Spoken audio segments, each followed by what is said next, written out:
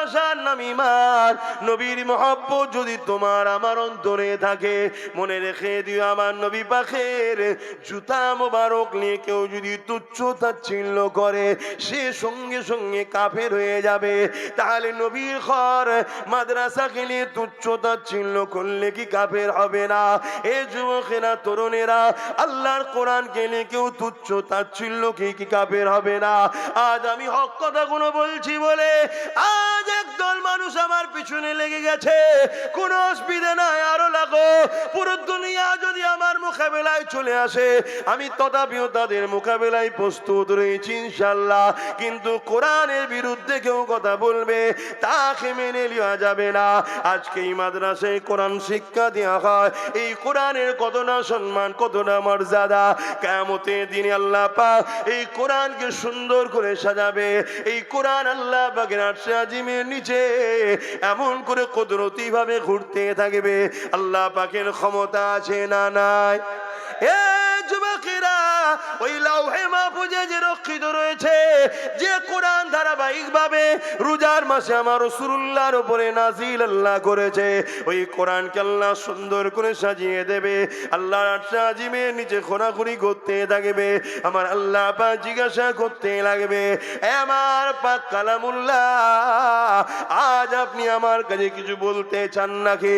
ওই সময় কালামুল্লাহ বলতে লাগবে, ও রাব্বি আল্লাহ পাক, দুনিয়া জমিনে যারা আমাকে মোহাব্বত করেছে, আমাকে পেয়ার করেছে, আমাকে সিনার মধ্যে রেখেছে, আমাকে চুমা দিয়েছে, আমাকে চোখে লাগিয়েছে, আমাকে মাথায় তুলেছে, আমাকে আদর করেছে, এ আল্লাহ হয়তো পড়তে পারে রে, কিন্তু আমাকে চুমা দিয়ে আদর করে বুকে জড়িয়ে ধরেছে, আমার জন্য লড়াই পর্যন্ত করেছে, আমার জন্য অনেকে জান পর্যন্ত দিয়ে দিয়েছে। এ রাব্বি আল্লাহ, আজ আমি কালামুল্লাহ আপনার কাছে বলতে চাই, কোরআনকে যারা মুহাব্বত করেছে, আজকের এই কঠিন দিনে আপনি তাদেরকে নাজাত দিন। আল্লাহ নবী নূরের জবানে বলে দিলে, কিয়ামতের দিনে যাদের সিনাতে কোরআন রয়েছে, যারা হাফেজে হাক্কানি হয়েছে, যারা কোরআনকে পিয়ার করেছে, কোরআনকে মুহাব্বত করেছে, কোরআনের কথা বলেছে, কোরআনের পক্ষে দাঁড়িয়েছে, এমনও ব্যক্তি যে কোরআন পড়তে পারে না কিন্তু খুলেছে, খুলে আগুল বুলিয়ে বুলিয়ে আল্লাহ পাকের কথা তাদের চুমা দিয়েছে, এই রকম ব্যক্তি কিয়ামতের দিনে ওই কোরআনের শাফাতের উসিলায় আল্লাহ পাকের জান্নাতে চলে যাবে। আবেরা, নওজওয়ানেরা, তরুণেরা, ইসলামে কি আইন রয়েছে, রেপ করলে কি শাস্তি রয়েছে আল্লাহ নবী জানিয়ে দিলেন। যে মায়ের যাতে সম্মান করতে পারে না, ও সুরাতে সকলে মানুষ হতে পারে, কিন্তু ওর মনুষ্যত্ব শেষ হয়ে গেছে, ওর এই জমিনের উপরে বেঁচে থাকার কোনো অধিকার নাই, ওকে গলা পর্যন্ত পুঁতে দাও, পাথর মেরে নিক্ষেপ করে করে ওকে মেনে দাও, ওকে খতম করে দাও, শেষ করে দাও।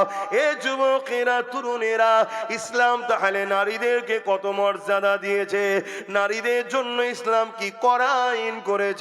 যদি কেউ নারীকে রেপ করে, জুলুম করে, তাকে গলা পর্যন্ত পুঁতে দিয়ে তাকে পাথর মারতে মারতে মেরে ফেলো। এ যুবকেরা, তরুণেরা, বাপেরা, আজ সমাজে যদি কোনো ছেলে নারীকে রেপ করে, হত্যা করে, জুলুম করে, যদি সেই ছেলেটাকে হত্যা করে দেওয়া হয়, সেই ছেলেটাকে যদি মেরে দেওয়া হয়, প্রকাশ্যভাবে তার শাস্তি দেওয়া হয়, তাহলে বলুন তো দেখি, এই সমাজে আর কোন নারীকে রেপ করার কেউ কি সাহস পাবে? এ না জওয়ান তরুণেরা, আল্লাহ নবী মদিনার জমিনে গেলেন, মদিনার মানুষকে নবী রাজনীতি শিখাতে লাগলে, তাদেরকে রাষ্ট্র কায়েম করার কথা বলতে লাগলে, তাদের দ্বারা নবী আমার রাষ্ট্র তৈরি করলে, তাদের মধ্যে থেকে আলোচনা নবী করতে লাগলো, তোমাদের রাষ্ট্রের প্রধান কাকে করবে? তারা বলতে লাগলো এক কথায়, আপনি ছাড়া অন্য কেউ হবে না। এই যে তারা বলছে আমার রাসূল রাষ্ট্রের প্রধান হবে, কারা বলতে লেগেছে? যাদের মধ্যে থেকে 70% ওপরে ইহুদি ছিল, আগুন পূজারী, মূর্তি পূজারী ছিল, খ্রিস্টান ছিল, বিভিন্ন ধর্মের লোক ছিল। তারা সবাই এক কথাতে মুহাম্মদ রাসূলুল্লাহকে মেনে নিল। আমার নবী পাক মদিনার রাষ্ট্রপ্রধান হলে তিনি এমন করে রাষ্ট্রপ্রধান হয়ে এলান করে দিলে, বিভিন্ন কাজ করে এলান করলে, তার মধ্যে এলান হলো বাবারা কেউ যদি রেপ করে তার জন্য এই শাস্তি রয়েছে। যুবকেরা মন দিয়ে শোনো, 1450 বছর হয়ে গেল ওই যে আইনটা নবী চালু করে দিল, সেই দিন থেকে আজকের দিন পর্যন্ত মদিনার জমিনে নারীরা রেপ তো দূরের কথা, আজকে দিন পর্যন্ত মদিনার জমিনে কোন নারীকে ইফটিজিং টিটকিরিও মারা হয় না। ফের আগে চলেন আসেন আমার নবী পাক সাল্লাল্লাহু আলাইহি ওয়াসাল্লাম।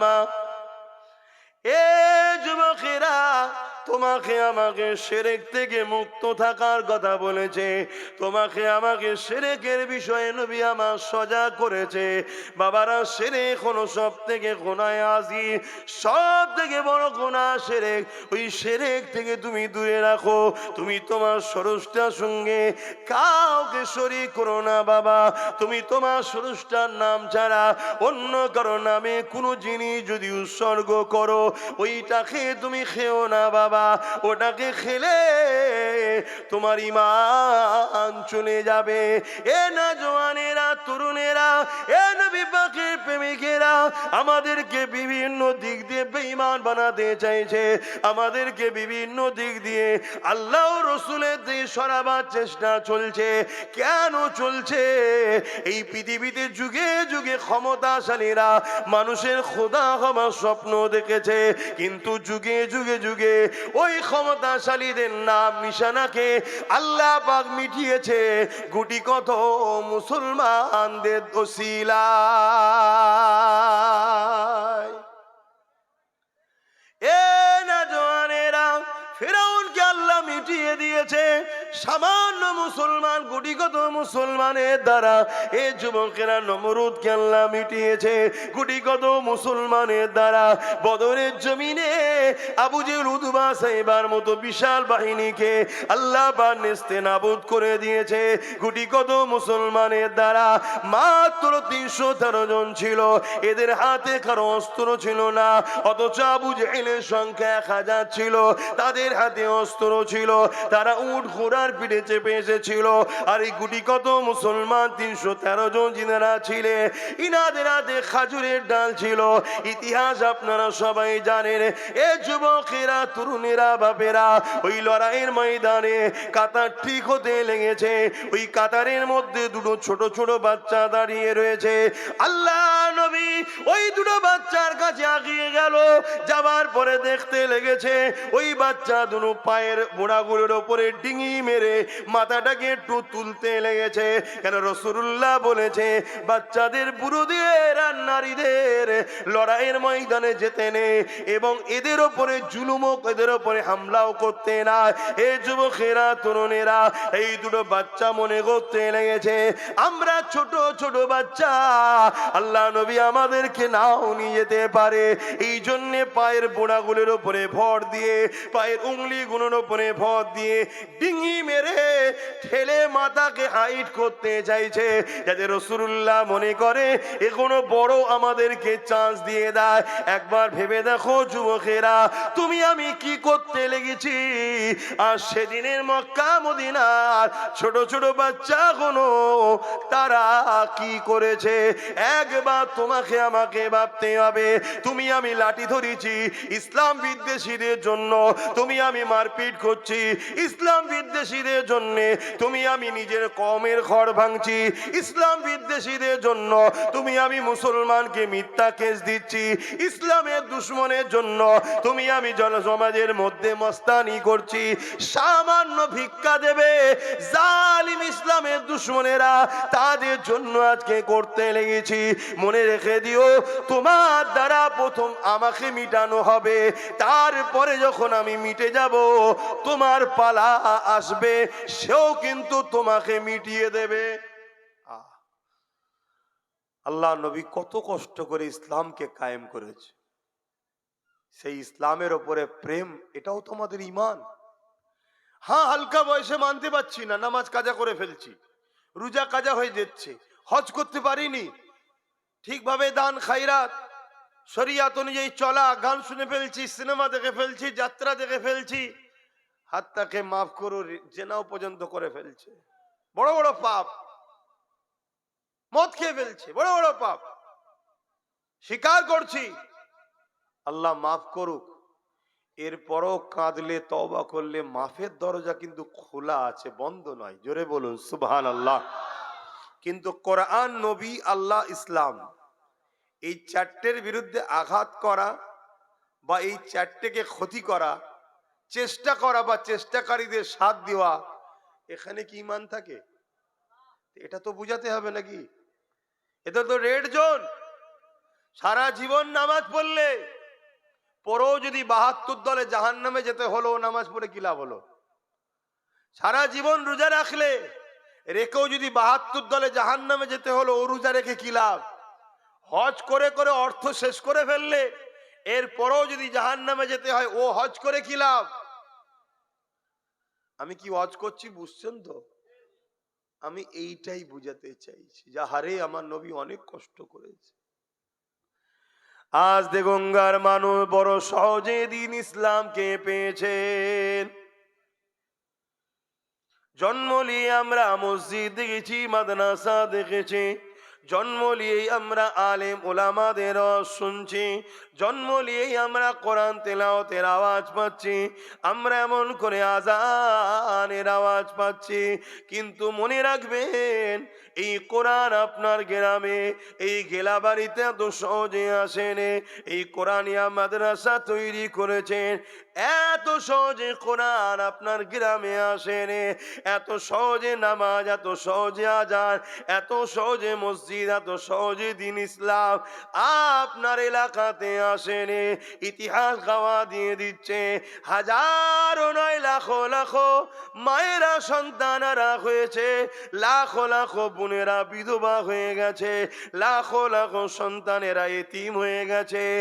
এরপরে তোমার আমার এলাকায় আল্লাহর দ্বীন ইসলাম পেয়েছি। এত সহজে হয়নি, সহজে পেয়েছি বলে আমাদের গুরুত্ব নেই। ইতিহাসের পাতা সাক্ষী দেয়, একটুখানি সামান্য ভাষান্ত বক্সে, আল্লাহ নবী যখন দ্বীনের কথা বলতে লাগলেন, এ নওজওয়ানেরা, আল্লাহ নবীর উপরে মক্কা জালিমরা কম জুলুম করেন গো। এমনও দিন গেছে নবী আমার কাবার সামনে না ইসলামের কথা বলার দরুন, মানবতার পক্ষে কথা বলার দরুন, নারীদের অধিকারের কথা বলার দরুন, ইনসাফের কথা বলার দরুন আমার নবী পাকের গায়ে পর্যন্ত আবু জেহেল হাত তুলে দিয়েছে। শুনছেন? আমার নবীর গায়ে হাত তুলেছে আবু জেহেল, নবীকে আঘাত করেছে। আমরা অনেকে মনে করি ইসলাম মানে দাড়ি টুপি, নামাজ রোজা হজ যাকাত। বড় সমস্যা এটা।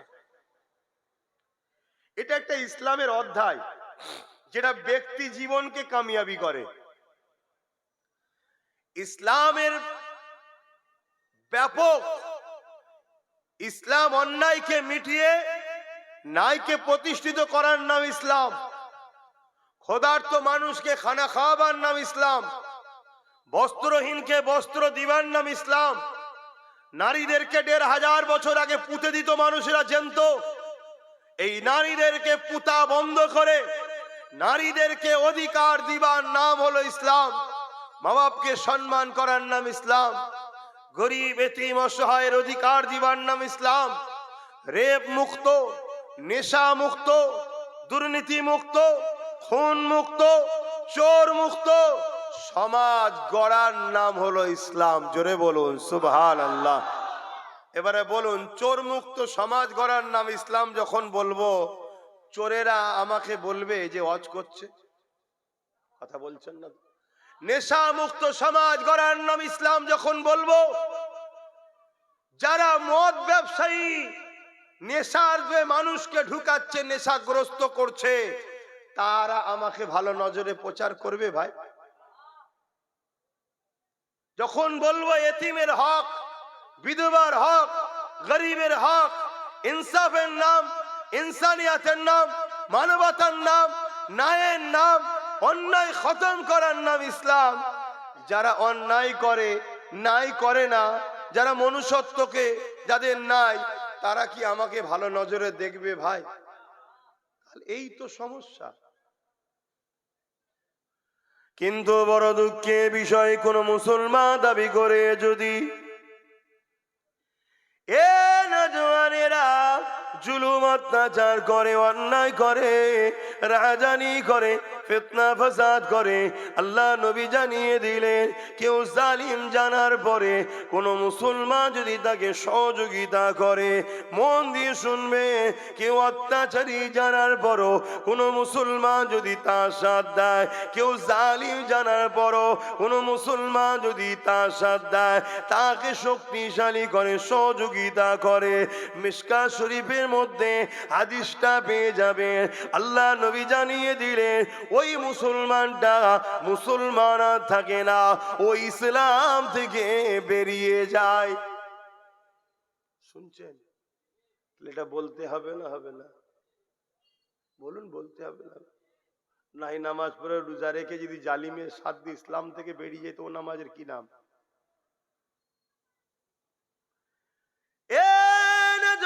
তরুণেরা, আল্লাহ নবী অনেক কষ্ট করেছে দিন ইসলামের জন্য।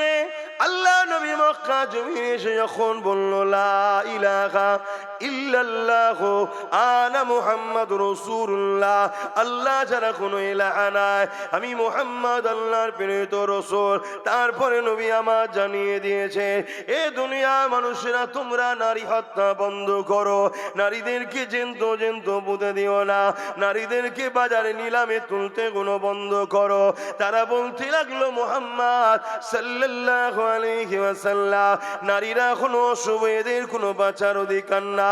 আল্লাহ নবী জানিয়ে দিলেন, না না না, নারী হলো অশুভ নয়। যদি কারো সংসারে প্রথম কন্যা সন্তান হয়, এর মানে ওই নারীর বাবাকে আল্লাহ জান্নাতে সংবাদ দিল।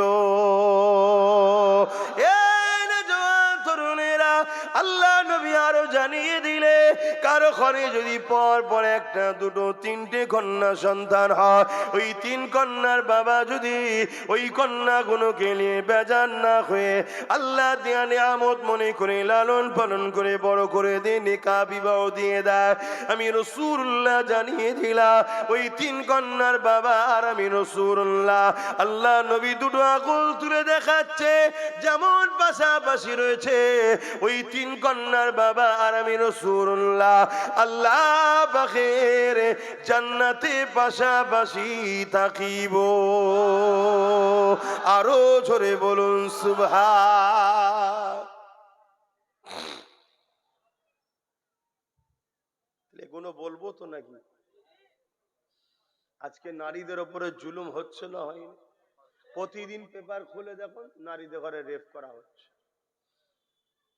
বাচ্চা বাচ্চা বাচ্চা বাচ্চা কন্যা সন্তানরাও নিরাপদ নয়। বলুন বলুন, আমি ভুল বলছি? তাহলে যে সমাজে নারীরা রেপ হয় আর হাজার হাজার পুরুষ এটাকে রুখতে পারে না, এগুলো কি পুরুষ? কথা বলছে না? তাহলে এই সমাজ ব্যবস্থাকে মিটিয়ে দিয়ে নারীদের রেপের হাত থেকে বাঁচানোর সমাজ গড়ার নাম ইসলাম, হ্যাঁ কি না? জোরে বলেন। তাহলে এই যে সমাজ ব্যবস্থা যারা চালাচ্ছে, তারা যখন নারীদের নিরাপত্তা দিতে পারেনি, তাহলে এরা নারীদের বিরুদ্ধে, তাই তো নারী নিরাপদ পাচ্ছে না। কথা বলছে না তো? তাহলে এদের বিরুদ্ধে বলা দরকার আছে না না? যেমন আপনাদের উত্তর 24 পরগনা এই ব্যারাকপুর ভাটপাড়াতে কোন একজন বলছে ইসলামে নাকি রেপ করাটা পাপ নয়। কথাটা ঠিক বলেছে না ভুল বলেছে? তাহলে নাউজুবিল্লাহ বলুন। এখন বলুন, ওর বিরুদ্ধে বলা দরকার আছে না না? কেন বলবো? বলুন কেন বলবো? একটু কথা বলছি বলে খারাপ লাগছে? কেন, ও যেটা বলেছে ইসলামের নামে মিথ্যাচার, একটা অসত্য কথা বলেছে, এবং যে বলেছে তার দলের অনেক নেতা মন্ত্রীর নামে রেফের মামলা আছে, শুনছেন? তারা যেসব জায়গায় শাসন চালাচ্ছে সেসব জায়গায় কন্টিনিউ নারীরা রেপ হচ্ছে, তারা রুখতে জোরে বলে পারে না, এবং ইসলামের নামে তারা মিথ্যাচার করছে।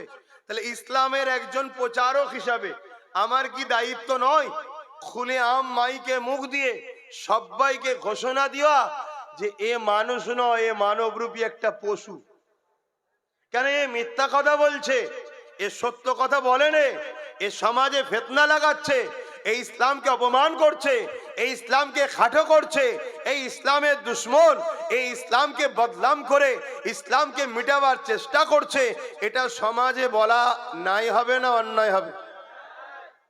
এই জন্যই তো প্রচার করি। বাবেরা, নজওয়ানেরা, তরুণেরা, ইসলামে কি আইন রয়েছে, রেপ করলে কি শাস্তি রয়েছে আল্লাহ নবী জানিয়ে দিলেন। যে মায়ের যাতে সম্মান করতে পারে না ও সুরাতে সকলে মানুষ হতে পারে, কিন্তু ওর মনুষ্যত্ব শেষ হয়ে গেছে, ওর এই জমিনের উপরে বেঁচে থাকার কোনো অধিকার নাই, ওকে গলা পর্যন্ত পুঁতে দাও, পাথর মেরে নিক্ষেপ করে করে ওকে মেনে দাও, ওকে খতম করে দাও, শেষ করে দাও। এ যুবকেরা, তরুণেরা, ইসলাম তাহলে নারীদেরকে কত মর্যাদা দিয়েছে, নারীদের জন্য ইসলাম কি কড়া আইন করেছে।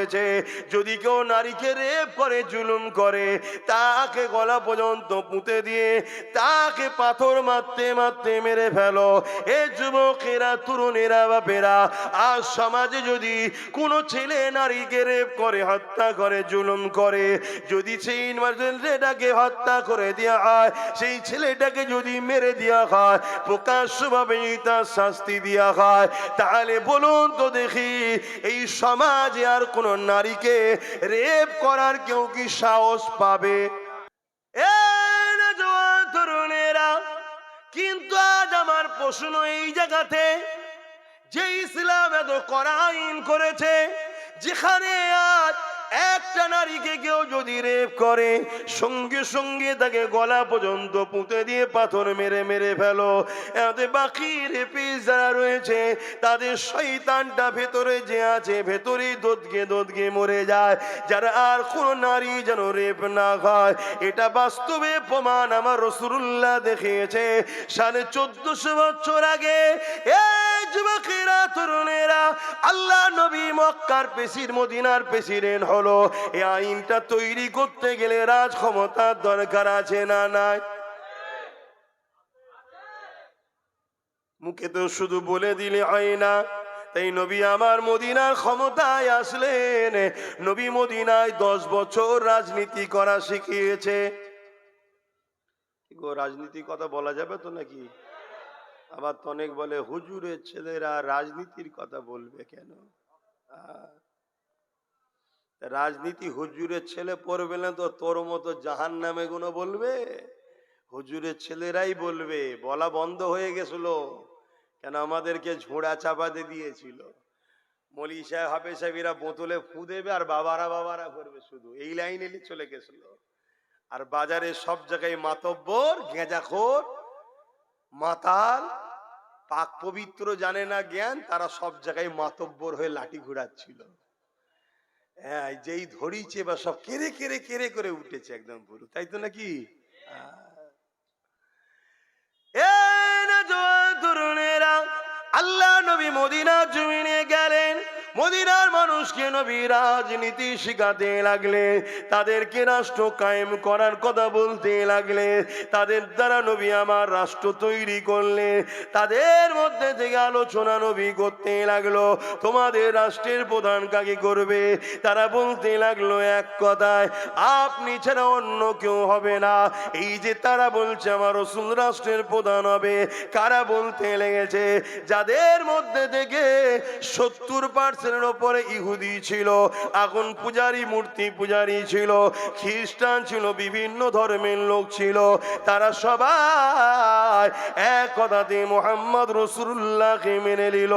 আমার নবী পাক মদিনার রাষ্ট্রপ্রধান হলে তিনি এমন করে রাষ্ট্রপ্রধান হয়ে এলান করে দিলে, বিভিন্ন কাজ করে এলান করলে, তার মধ্যে এলান হলো বাবারা কেউ যদি রেপ করে তার জন্য এই শাস্তি রয়েছে।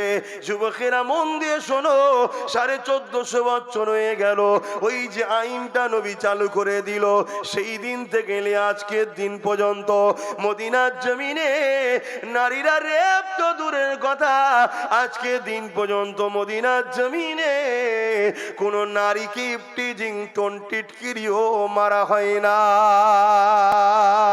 আরো জোরে বলুন সুবহান। এটা কি আমাদের গর্ব নয়? কি গো, এটা আমাদের গর্ব নয়? আচ্ছা লড়ুক না, ভাঙবে না, অসুবিধা নেই, দেখে লিয়েছি। শুনছেন তো নাকি? তাহলে 1450-1500 বছর কম বেশি হয়ে গেল মদিনায় রাত 1টা 2টো 3টে 4টে যখনই দেখবেন রাস্তাঘাটে নারীরা যাতায়াত করছে, কোনদিন আজ পর্যন্ত কোন নারী রেপ তো দূরের কথা, কেউ টিটকিরিও মারেনি। কেন? সেখানের নিজাম, সেখানকার আইন, সেখানকার সিস্টেম মুহাম্মদ আরবি সাল্লাল্লাহু আলাইহি সাল্লাম করে দিয়েছে। সেই আইনকে তারা আরো শিরোধার্য মেনে নিয়েছে। রেপ যদি কেউ করে তার একটাই শাস্তি, প্রকাশ্য মৃত্যুদণ্ড। কথা মাথায় ঢুকছে না? ঢোকে না? আর আমরা যদি দেখি সমাজে যারা রেপ করছে তাদের বিরুদ্ধে সরকার উকিল লাগাচ্ছে, তাহলে সে রাজ্যে সে দেশে রেপ হবে না? হবে না? কথা বলছেন না তো? এইটা সমাজকে একটু জানানো দরকার আছে না? নাই? যে রেপিস্টদের সাপোর্ট করে, যে রেপিস্টদের সাপোর্ট করে সে কি ভালো মানুষ? সে কি নারী জাতকে সম্মান করলো না অপমান করলো? এবার যখনই বলবো তখন বলবে এ হজ করার কি দরকার? কেন? যখন ওই শয়তানের কথা বললাম তখন তো বললেন বলতে হবে। তাহলে এটাও তো আপনাদের জানা দরকার যে আমাদের কলকাতাতে একজন লেডি ডাক্তার, তিলোত্তমা, নাম শুনেছেন তো? রেপ হয়েছে না হয়নি? তার আসামিরা প্রকৃত শাস্তি পাক। একটা মানুষ হিসাবে মনুষ্যত্ব থাকলে সবার বলা দরকার আছে না? না? ওজন তার আসামিদেরকে বাঁচাবার জন্য আমাদের রাজ্য সরকার কোটি কোটি টাকা লাগিয়েছে উকিলের পিছনে, যাতে আসামিগুলো বাঁচে। এ খবরটা আপনাদের কাছে আছে? এক কথা বুঝে আসছে না? নাই? তাহলে ট্যাক্স দিচ্ছি আমরা, ট্যাক্স দিচ্ছি কারা? আমরা। আর এমন এক অপদার্থ বসেছে, সে রেপিস্টদের ঘরে শাস্তি না দিয়ে আমাদের ট্যাক্সের টাকা খরচ করছে উকিলের পিছনে। কেন? যাতে রেপিস্টদের ঘরে বাঁচানো যায়। তাহলে এই কাজে যে মুসলমান সহযোগিতা করবে, কিয়ামতের দিন সে বিপদে পড়বে না? পড়বে না?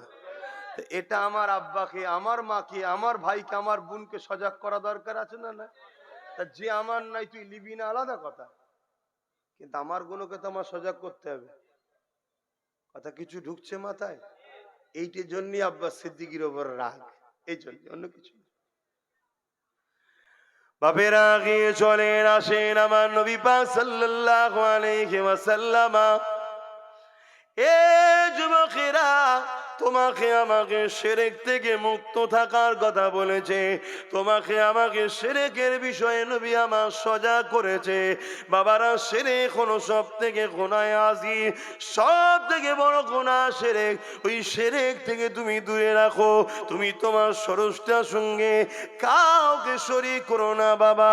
তুমি তোমার স্রষ্টার নাম ছাড়া অন্য কারো নামে কোনো জিনিস যদি উৎসর্গ করো, ওইটাকে তুমি খেও না বাবা। বাবা, ওটাকে খেলে তোমার ঈমান চলে যাবে। এ না জওয়ানেরা, তরুণেরা, এ নবী পাকের প্রেমিকেরা, আমাদেরকে বিভিন্ন দিক দিয়ে বেঈমান বানাতে চাইছে, আমাদেরকে বিভিন্ন দিক দিয়ে আল্লাহ রসুলের দিয়ে সরাবার চেষ্টা চলছে। কেন চলছে? এই পৃথিবীতে যুগে যুগে ক্ষমতাশালীরা মানুষের খোদা হবার স্বপ্ন দেখেছে, কিন্তু যুগে যুগে যুগে ওই ক্ষমতাশালীদের নাম নিশানাকে আল্লাহ পাক মিটিয়েছে গুটি কত মুসলমানদের ওসিলায়।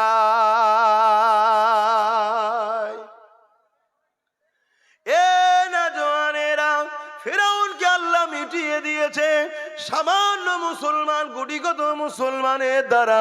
এ যুবকেরা, নমরুদকে আল্লাহ মিটিয়েছে গুটিগত মুসলমানের দ্বারা। বদরের জমিনে আবু জেহেল, উতবা, সাইবার মতো বিশাল বাহিনীকে আল্লাহ পাক নেস্তেনাবুদ করে দিয়েছে গুটিগত মুসলমানের দ্বারা। মাত্র 313 জন ছিল, এদের হাতে কারো অস্ত্র ছিল না, অথচ আবু জেহেলের সংখ্যা 1000 ছিল, তাদের হাতে অস্ত্র ছিল, তারা উট ঘোড়ার পিঠে চেপে এসেছিল। আর এই গুটি কত মুসলমান 313 জন যিনারা ছিলেন, ইনাদের হাতে খাজুরের ডাল ছিল। ইতিহাস আপনারা সবাই জানেন। এ যুবকেরা, তরুণেরা, বাপেরা, ওই লড়াইয়ের ময়দানে কাতার ঠিক হতে লেগেছে। ওই কাতারের মধ্যে দুটো ছোট ছোট বাচ্চা দাঁড়িয়ে রয়েছে। আল্লাহ নবী ওই দুটো বাচ্চার কাছে আগিয়ে গেল, যাবার পরে দেখতে লেগেছে ওই বাচ্চা দুটো পায়ের গোড়াগুলোর উপরে ডিঙি মেরে মাথাটাকে একটু তুলতে লেগেছে। কেন? রাসূলুল্লাহ বলেছে বাচ্চাদের, বুড়োদের আর নারীদের লড়াইয়ের ময়দানে যেতে নেই, এবং এদের ওপরে জুলুমও, এদের ওপরে হামলাও করতে না। এ যুবকেরা, তরুণেরা, এই দুটো বাচ্চা মনে করতে লেগেছে আমরা ছোট ছোট বাচ্চা, আল্লাহ নবী আমাদেরকে নাও নিয়ে যেতে পারে। এই জন্যে পায়ের বোড়াগুলোর উপরে ভর দিয়ে, পায়ের উংলিগুলোর উপরে ভর দিয়ে ডিঙি মেরে ঠেলে মাথাকে হাইট করতে চাইছে, যাতে রাসূলুল্লাহ মনে করে এ কোনো বড় আমাদেরকে চান্স দিয়ে দেয়। একবার ভেবে দেখো যুবকেরা, তুমি আমি কি করতে লেগেছি। আর সেদিনের মক্কা মদিনার ছোট ছোট বাচ্চাগুলো তারা কি করেছে, একবার তোমাকে আমাকে ভাবতে হবে। তুমি আমি লাঠি ধরেছি ইসলাম বিদ্বেষীদের জন্য, তুমি আমি মারপিট করছি ইসলাম বিদ্বেষীদের জন্য, তুমি আমি নিজের কওমের ঘর ভাঙছি ইসলাম বিদ্বেষীদের জন্য, তুমি আমি মুসলমানকে মিথ্যা কেস দিচ্ছি ইসলামের দুশমনের জন্য, তুমি আমি জনসমাজের মধ্যে মস্তানি করছি। সামান্য ভিক্ষা দেবে জালিম ইসলামের দুশমনেরা, তাদের জন্য আজকে করতে লেগেছি। মনে রেখে দিও, তোমার দ্বারা প্রথম আমাকে মিটানো হবে, তারপরে যখন আমি মিটে যাব তোমার পালা আসবে, সেও কিন্তু তোমাকে মিটিয়ে দেবে। শুনছেন তো? মীর জাফর নাম শুনেছেন তো? প্রথম তাকে দিয়ে সিরাজউদ্দৌলাকে মিটালো। কেন? সিরাজউদ্দৌলা পর্যন্ত পৌঁছানো সম্ভব হচ্ছিল না ব্রিটিশদের, তাই মীর জাফরকে দিয়ে সিরাজউদ্দৌলাকে প্রথম মিটিয়ে দিল। সিরাজউদ্দৌলা যখন শেষ, ক্ষমতায় চলে এলো ব্রিটিশ। মীর জাফরকে ডেকে বলছে, হারা, তুই যদি তোর জাত ভাইকে মারতে পারিস, তা আমাদেরকে কি আর ছেড়ে দিবি সুযোগ পেলে? কামানের সামনে দাঁড়িয়ে ওকে মেরে দিল। যেসব মুসলমানরা আজকের এই ব্রিটিশদের দালাল, এদের সাথ দিচ্ছ, এই জালিমদের সাথ দিচ্ছ, মনে রেখে দিও, এদের দ্বারা তোমাদের ঘরে যে ইরা আমাদের পিছনে লড়াচ্ছে, আমাদের উপরে হামলা করাচ্ছে, আমাদেরকে গালিগালাজ দিয়াচ্ছে, যেদিন মিটে যাব আমরা, সেদিন মনে রাখবে এরা তোমাদেরকেও আর প্রয়োজন। কথা মাথায় ঢুকছে? এখনো বোঝো? কেননা দুনিয়া সবার লক্ষ্য ইসলামকে মিটাতে হবে। দুনিয়া সবার লক্ষ্য আল্লাহ দিনকে মিটিয়ে দিতে হবে। তাই যুবকদেরকে একটু বুঝাই আমি, কেননা তোমার আমার দায়িত্ব রয়েছে, কিয়ামতের দিনে আল্লাহ পাকের কাছে জবাবটা দিতে হবে। ওরে আমার বান্দারে, হাত দিয়েছিলাম আমি, এই হাতে তুই কি করেছিস বল। ওরে আমার বান্দারে, পা দিয়েছিলাম আমি, এই পায়ে তুই আমার জন্য কি করেছিস বল। ওরে আমার বান্দারে, জবানে কথা দিয়েছিলাম আমি, এই জবানে আমার জন্য কি করেছি বল। আজ মুসলমানের ঘরে ছেলেরা এই হাত দিয়ে মসজিদ তৈরি করা তো দূরের কথা, এই হাত দিয়ে মাদ্রাসাকে বাঁচানো তো দূরের কথা, যারা মসজিদ মাদ্রাসাকে মিটিয়ে দিচ্ছে মুসলমানের ঘরে ছেলেরা তাদের ঝান্ডা ধরে ঘুরে বেড়াচ্ছে, তাদেরকে শক্তিশালী করার জন্য তাদের হয়ে মারপিট করতে লেগেছে। মনে রেখে দিও, কিয়ামতের দিন আল্লাহ পাক কিন্তু তোমাকে এই হিসাবটা নেবে, ছাড়বে না। এই কথাগুলো আমার কমকে ভাবানো দরকার আছে না নাই? আজকে মাদ্রাসা ভাঙা হচ্ছে না হয়নি? কথা বলুন, কারা ভাঙছে? কথা বলছো না, কারা ভাঙছে বলবেন? এই তো বললেন ভাঙা হচ্ছে, কারা ভাঙছে? কেন্দ্রের বিজেপি সরকার মাদ্রাসা ভাঙছে, ভাঙছে না ভাঙেনি? কথা বলছো না তো। আর আমাদের রাজ্য সরকার মাদ্রাসা বাঁচাচ্ছ তো, কথা বলছো না। না, ইনার বিষয়ে বলা যাবে না, ইনি ভাঙে ভাঙুক নাকি? কেন, ইনি আমাদেরকে তো কিছু ভিক্ষা দেয়, অথবা মাদ্রাসা ভাঙে ভাঙুক কি যাকে। ও আমাদেরকে দেয়নি, ও কেন ভাঙবে? ও যদি ভিক্ষা দেয় ভাঙে ভাঙবে, অসুবিধে নেই, এরকম ব্যাপার নাকি? এই না জওয়ান তরুণেরা, যারা আমার মাদ্রাসা দুশ্মন তারা আমাদের দুশ্মন, যারা আমার মসজিদের দুশ্মন তারা আমার দুশ্মন। এই আকীদা আমাদেরকে তৈরি করতে হবে।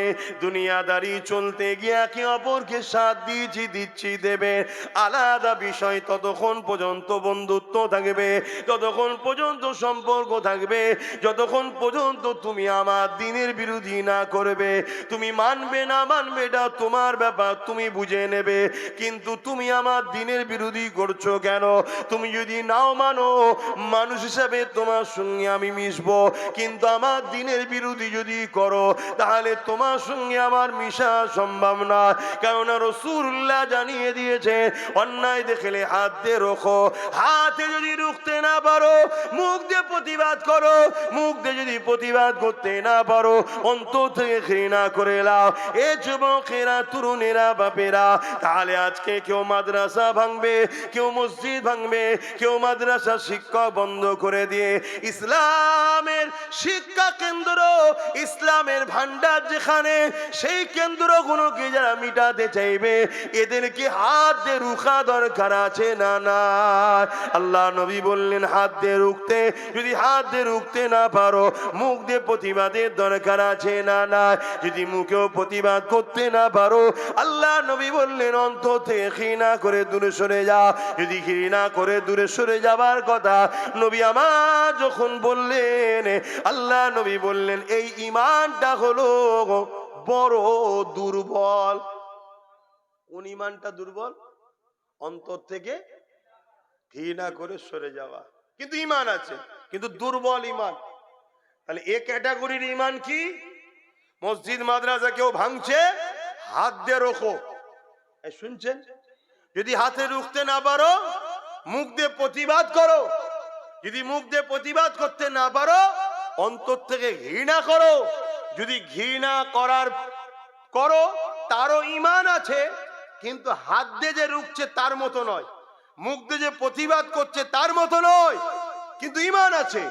কিন্তু কেউ যদি হাত দিয়ে প্রতিবাদ না করে, মুখ দিয়ে প্রতিবাদ না করে, অন্তর থেকে ঘৃণা না করে মসজিদ মাদ্রাসা দুশ্মনকে সাপোর্ট করে, তার কি ঈমান আছে?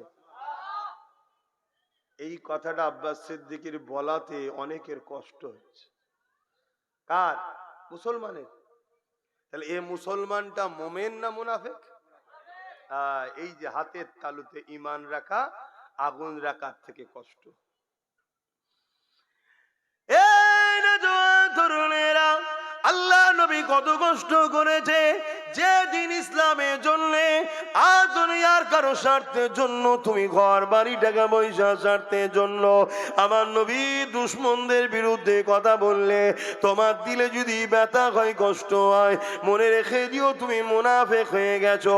তোমাকে কলেমা রদ্দ গোপন করে নিয়ে নতুন করে ইসলামের মধ্যে আসতে হবে, নচেত এই অবস্থায় যদি মারা যাও দুনিয়ার লোক হয়তো বুঝতে পারবে না, তোমার জানাজাতেও যাবে মিনহা খালাকনাকুম ওয়া ফিহা নুঈদুকুম ওয়া মিনহা নুখরিজুকুম তারাতান উখরা বলে তোমাকে মাটিও দিয়ে চলে আসবে। কিন্তু মনে রেখে দিও তুমি বেঈমান হয়ে গেছো, তাই কবরে তোমার জাহান্নামের আগুন আল্লাহ জ্বালিয়ে দেবে, আখিরাতটা বড় ভয়ানক হয়ে যাবে। এই না জওয়ান তরুণেরা, এই মসজিদ মাদ্রাসা আল্লাহ। আর আজ আমাদের মুসলিম সমাজের কিছু লোক আছে, আমাদের ঈমান কোথায় যে না সবই ঠিক আছে, মাদ্রাসা ভাঙছে ভাঙুক গে যাক, আমাকে 50,000 1 লাখ দিলেই হবে, এরকম আছে না? নাই। তারা আমার কথা ভালো নজরে নেবে? মাদ্রাসা ভাঙছে ভাঙে যাক, আমাকে একটা গাড়িতে দিলেই হয়ে যাবে, কি একটু বাড়ি করে দিলে, কি কোনো জায়গায় জায়গাতে দিলে, কি একটু আলো লেগিয়ে দিলে গাড়ির উপরে, ব্যাস আমি খুশি। মাদ্রাসা যাচ্ছে যাক না। বলুন আপনারাও কি তাদের দলে?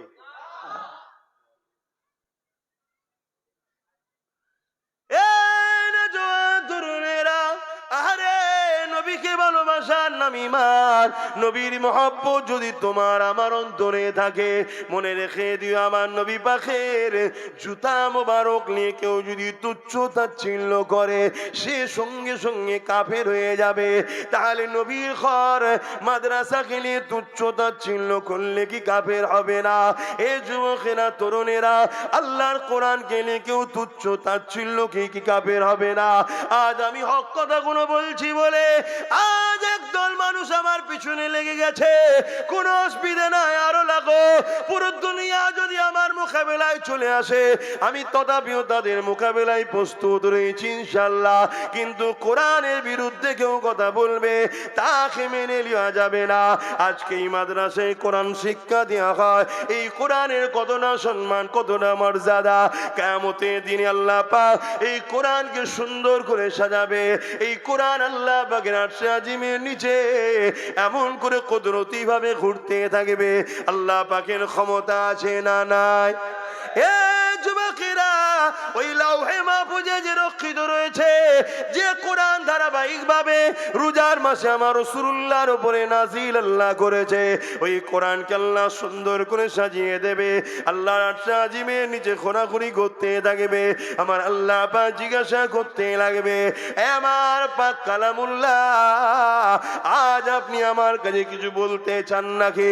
ওই সময় কালামুল্লাহ বলতে লাগবে, ও রাব্বি আল্লাহ পাক, দুনিয়া জমিনে যারা আমাকে মোহাব্বত করেছে, আমাকে পেয়ার করেছে, আমাকে সিনার মধ্যে রেখেছে, আমাকে চুমা দিয়েছে, আমাকে চোখে লাগিয়েছে, আমাকে মাথায় তুলেছে, আমাকে আদর করেছে, এ আল্লাহ হয়তো পড়তে পারে রে, কিন্তু আমাকে চুমা দিয়ে আদর করে বুকে জড়িয়ে ধরেছে, আমার জন্য লড়াই পর্যন্ত করেছে, আমার জন্য অনেকে জান পর্যন্ত দিয়ে দিয়েছে। এ রাব্বি আল্লাহ, আজ আমি কালামুল্লাহ আপনার কাছে বলতে চাই, কোরআনকে যারা মুহাব্বত করেছে আজকের এই কঠিন দিনে আপনি তাদেরকে নাজাত দিন। আল্লাহ নবী নূরের জবানে বলে দিলে কিয়ামতের দিনে যাদের সিনাতে কোরআন রয়েছে, যারা হাফেজে হাক্কানি হয়েছে, যারা কোরআনকে পিয়ার করেছে, কোরআনকে মুহাব্বত করেছে, কোরআনের কথা বলেছে, কোরআনের পক্ষে দাঁড়িয়েছে, এমন ব্যক্তি যে কোরআন পড়তে পারে না কিন্তু খুলেছে, খুলে আগুল বুলিয়ে বুলিয়ে আল্লাহ পাকের কথা তাদের চুমা দিয়েছে, এই রকম ব্যক্তি কিয়ামতের দিনে ওই কোরআনের শাফাতের উসিলায় আল্লাহ পাকের জান্নাতে চলে যাবে। আরো জোরে বলুন সুবহান।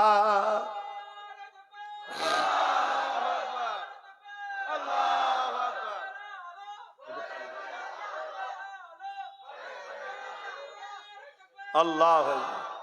তাহলে বলুন আপনার কোরআনের পক্ষে না বিপক্ষে? আপনারা কারা কোরআনের পক্ষে একটু হাত তুলে সাক্ষী দেন। কোরআনের পক্ষে আপনারা? আলহামদুলিল্লাহ। তাহলে কোরআনের পক্ষে যখন আপনারা বলছেন, তাহলে কেউ যদি বলে কোরআন মিটে যাবে আমার উন্নয়ন মিটবে না, এ কথাটা সে ঠিক বলেছে না ভুল বলেছে? তাহলে তার ক্ষমা চাওয়া দরকার আছে না নাই? যদি ক্ষমা না চায় তাহলে তার সাথ কি কোন কোরআনের পক্ষের লোক দিতে পারবে? আমার কথা আপনারা বুঝতে পারছেন? যদি ক্ষমা চেয়ে এলে আলাদা কথা, ভুল হতে পারে মানুষের বলতে গিয়ে ভুল হয়ে যেতে পারে, তার ক্ষমা চাওয়া দরকার আছে না নাই? যদি ক্ষমা না চায়, এরপরও কোন মুসলমান যারা কোরআনের পক্ষে দাবি করছে তারা কি তার সাথ দিতে পারবে? যদি সাথ দেয়, কোরআনের পক্ষে থাকা দাবিটা আর সত্য বলে মেনে নেওয়া যাবে না। এই কথাই কারা একমত?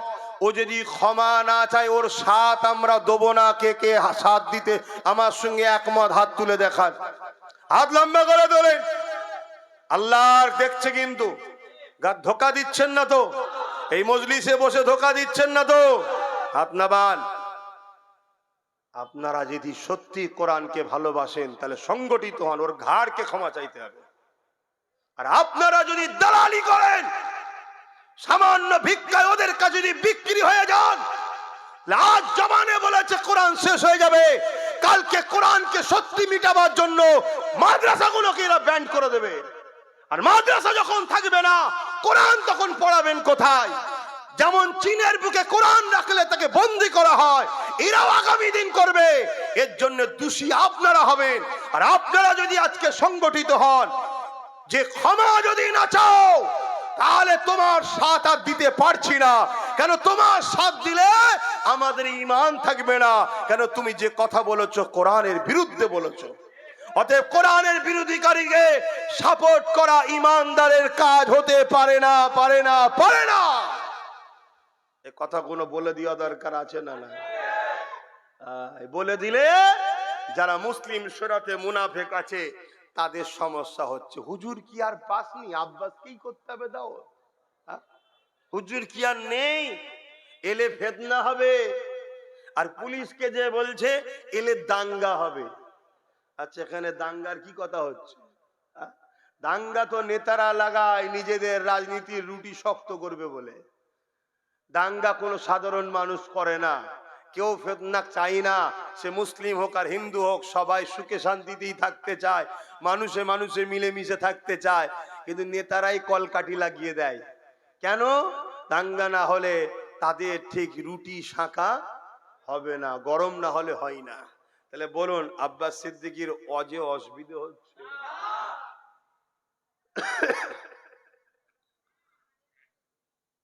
বলবো না থাকবে? ভুলে যাবেন না তো? যদি ভুলে যান কপাল ফাটা জাহান্নামে ঢুকবেন। কি করা যাবে? আর কিচ্ছু করার নেই। খোলাখুলি কথা আমার কাছে। বাপ, তুমি ভাবছো আমি নামাজ পড়ি তো, আমি হজ করি তো? নামাজ তো আব্দুল্লাহ ইবনে উবাইও করেছিল, হজ তো আব্দুল্লাহ ইবনে উবাইও করেছিল। রাইসুল মুনাফিক আব্দুল্লাহ ইবনে উবাই, নাম শোনেন না? একটু বলবো? এই যুবকরা শুনবে? হ্যাঁ শোনো। আহা, আল্লাহ নবীর পিছনে ইক্তেদা করে নামাজ পড়তো। মদিনা নববী শরীফে রসুল ইমাম, আর নবী পাকের পিছু পিছু সোজাসুজি দাঁড়াতো, অন্য কাউকে দাঁড়াতে দিত না। সরো, আমি দাঁড়াবো। দাঁড়িয়ে গিয়ে নামাজ পড়তো। আল্লাহ নবী জিহাদে যেতেন, ও সাথে যেত। আল্লাহ নবী হজ করতে গেছেন, ও হজ করতে গেছে। আল্লাহ নবী দ্বীনের কথা বলতেন, কোরআনের কথা বলতো, বসে বসে শুনতো। আল্লাহ নবী রোজা রাখতেন, ও রাখতো। আল্লাহ নবীর সঙ্গে ইফতার করেছে, আল্লাহ নবীর হাতে হাত দিয়েছে, দাড়ি রেখেছে, টুপি পরেছে, পাগড়ি পরেছে, জুব্বা পরেছে। কিন্তু কোরআন ঘোষিত জাহান্নামী হয়েছে। কারণ কি? হযরতে আবু বকর সিদ্দিককে জিজ্ঞাসা করা হয়েছে, এ আবু বকর সিদ্দিক, আপনিও নামাজ পড়েন, আব্দুল্লাহ ইবনে উবাইও নামাজ পড়ে। এ আবু বকর, আপনিও রোজা রাখেন, আব্দুল্লাহ ইবনে ও রোজা রাখে। এ আবু বকর সিদ্দিক, আপনারও দাঁড়িয়ে আছে, আব্দুল্লাহ ইবনে উবাইয়েরও দাঁড়িয়ে রয়েছে। এই আবু বকর সিদ্দিক, আপনি হজ করেছেন, আব্দুল্লাহ ইবনে উবাইও হজ করেছে। এই আবু বকর সিদ্দিক, আপনি জিহাদে গেছেন, আব্দুল্লাহ ইবনে উবাইও জিহাদে গেছে। এই আবু বকর সিদ্দিক, আপনার দাড়ি টুপি জুব্বা পাগড়ি আছে, আব্দুল্লাহ ইবনে উবাইয়ের দাড়ি টুপি জুব্বা পাগড়ি আছে।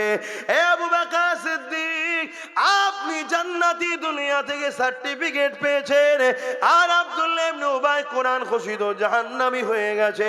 এর কারণটা কি? হযরতে আবু বকর সিদ্দিক বলল, ওর যা আছে আমার তাই আছে, আমার যা আছে ওর তা নাই। ও নামাজ পড়ে আমিও পড়ি, ও রোজা রাখে আমিও রাখি, ও হজ করে আমিও করি, ওর দাড়ি টুপি আছে আমারও আছে, ও রাসূলুল্লাহর সাথে জিহাদে গেছে আমিও গেছি। এই দিক দিয়ে ওর যা আছে আমারও তাই আছে, কিন্তু আমার যা আছে ওর তা নাই। আমার দিলে আল্লাহ, নবী, কোরআন, ইসলামের উপরে মহাব্বত ভালোবাসা দিল থেকে আছে। ওর লোক দেখানো করে, দিল থেকে করে না। এই জন্যে ও মুনাফিক, জাহান্নামী। আর আমার ইমানের জন্য আল্লাহ আমাকে জান্নাতে সার্টিফিকেট দিয়েছে।